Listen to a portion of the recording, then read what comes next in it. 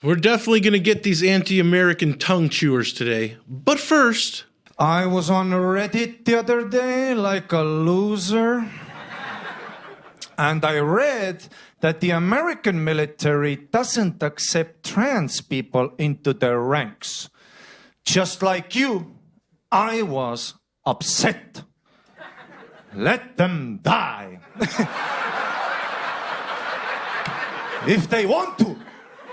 Let that bitch, let they die.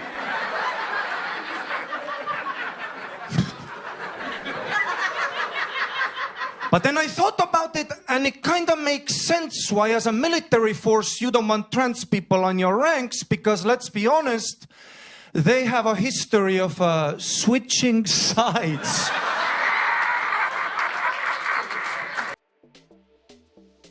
Hey everybody, your resident man in, well, a little black, is back again for a new edition of the best kept secret in the conservative movement right here on MRC-TV. I'm Nick Kangadis. Really quick, head on over to Rumble, subscribe to our channel, and hit that like button. And no matter where you watch our videos, please share, like, and don't be afraid to leave a comment. I actually read what you guys have to say, and I occasionally respond, so don't be shy. Now, on with the show.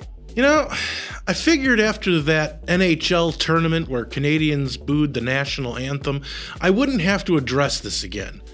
But here we are, and I'm just here to say... America first, bitch!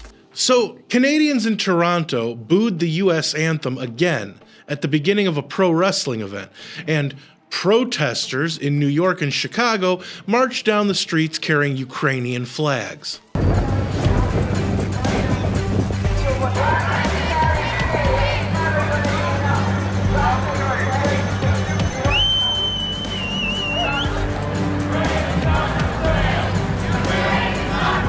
We talked to a couple people who say they have no connections to Ukraine, but they feel like this administration does not represent American values.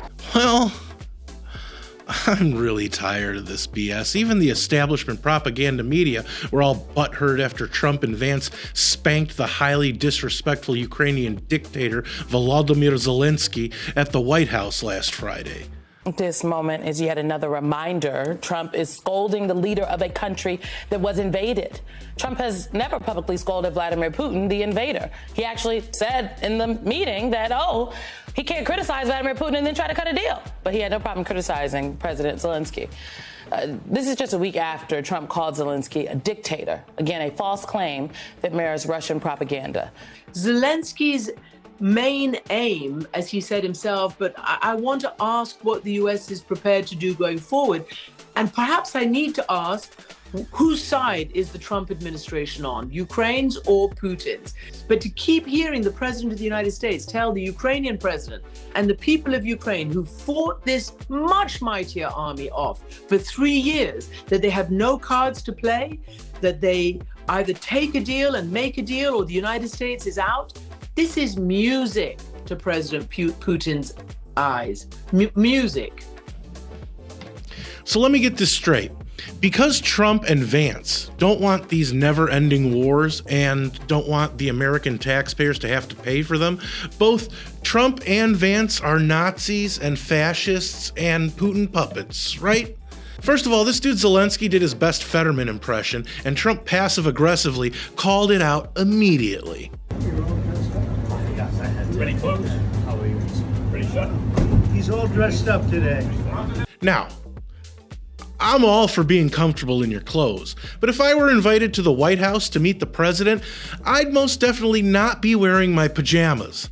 Then Zelensky had the gall to call out Vance and try to slight Trump in front of the cameras because he knew behind closed doors, without the help of the legacy media and the activists, he had no position of strength from which to negotiate. In fact, Zelensky previously signed a document claiming that peace talks with Russia are impossible, and he'll wait for the next president of Russia.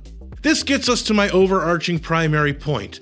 I have no problem calling these people who wave every flag but the American flag anti-Americans. They can talk all they want about loving this country, but they have a weird way of showing it, don't they? Many demonstrators carried Ukrainian flags and signs voicing their support for President Volodymyr Zelensky.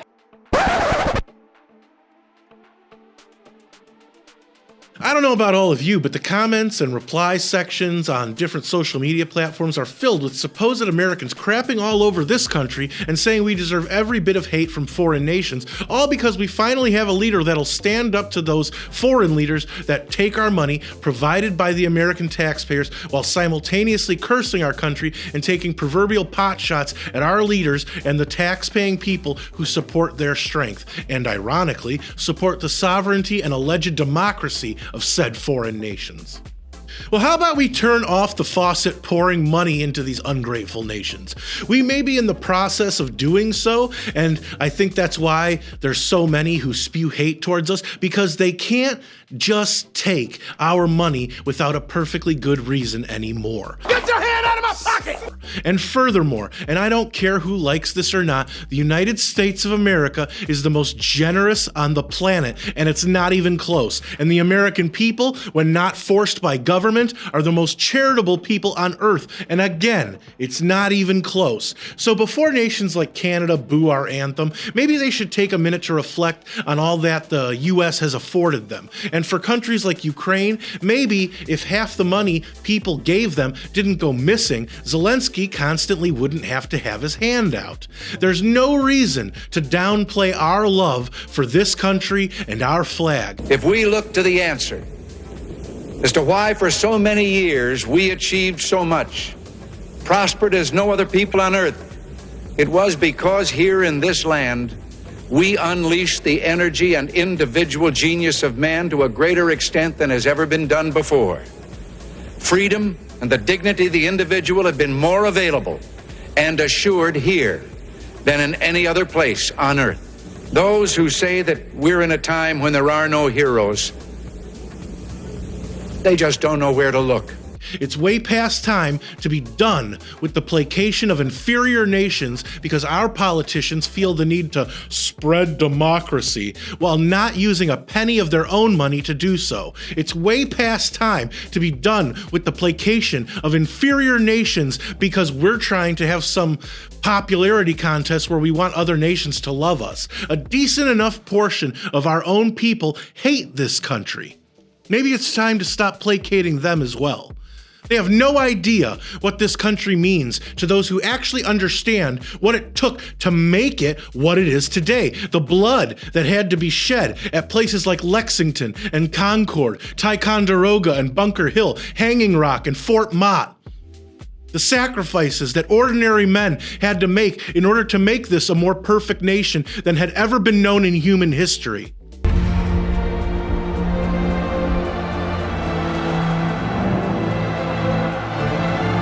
And these so-called Americans cast their aspersions at a nation built on colonialism, capitalism, and faith in God while posting to social media on their iPhones made by slaves in China and sipping on their $7 cups of coffee from Starbucks. Pick a flavor and an Italian word and move to the left. The problem is that because of the illusion of reality that has been painted over the years by the parasites in legacy media, most of whom got there because of nepotism and ideological favoritism, most people today that claim oppression don't know the meaning of the word.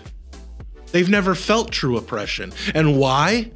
Because they live in a country that affords them the greatest opportunity in human history at having comfortable lives where they can complain as much as they want because our laws say they have the God-given right to do so. In today's society, a difficult day for an anti-American activist is poor weather. Oh, it's raining, so our supposed beliefs will have to take a day off. I'm not banging my pot in the rain. You've all heard this before. But it bears repeating in such a situation. Hard times create strong men. Strong men create good times. Good times create weak men, and weak men create hard times. Maybe, just maybe, if we didn't let the weak lead, hard times would never be forgotten, and good men wouldn't have to stand up and tell weak men, enough. All right! God bless America. There's no other land like it. And you don't have to like it. It's simply the truth.